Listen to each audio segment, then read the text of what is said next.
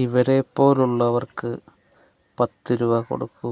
അവർ ഒരു നേരത്തെ ആഹാരത്തിന് വേണ്ടിയാണ് ഈ വന്നിരുന്ന് കൈ നീട്ടുന്നത്. ആ അമ്മയുടെ കാലുകൾ രണ്ടും വയ്യാത്തതാണ്, വളഞ്ഞിരിക്കുന്ന കാലുകളാണ്. 10 രൂപ ഉണ്ടെങ്കിൽ ആ അമ്മയ്ക്ക് കൊടുത്ത് സഹായിക്കൂ. അതാണ് ഏറ്റവും വലിയ പുണ്യം. മനുഷ്യന് ചെയ്യാൻ പറ്റുന്ന ഏറ്റവും വലിയ പുണ്യം വയ്യാത്ത ഒരു വ്യക്തിക്ക് 10 രൂപ കൊടുക്കുന്നതാണ്.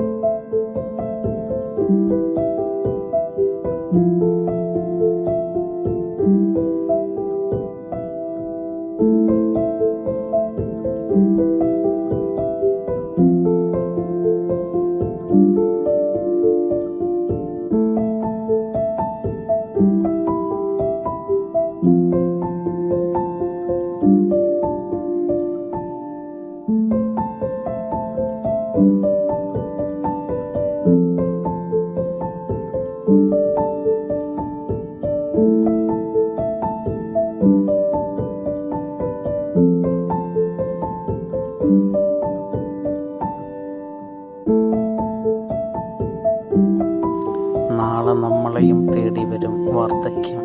അതുമാത്രം ചിന്തിക്കുക. നമ്മളെ താങ്ങാൻ ആരുമുണ്ടാകില്ല. നമുക്കും നാളെ ഗതി ഇതാണ് എന്ന് നമ്മൾ ഓരോരുത്തരും മനസ്സിലാക്കുക. അതാണ് ഈ അമ്മയുടെ ഇരിപ്പ് കണ്ടതിൽ എനിക്ക് മനസ്സിലായത്. ഒരു ചെറിയ മെസ്സേജാണ്.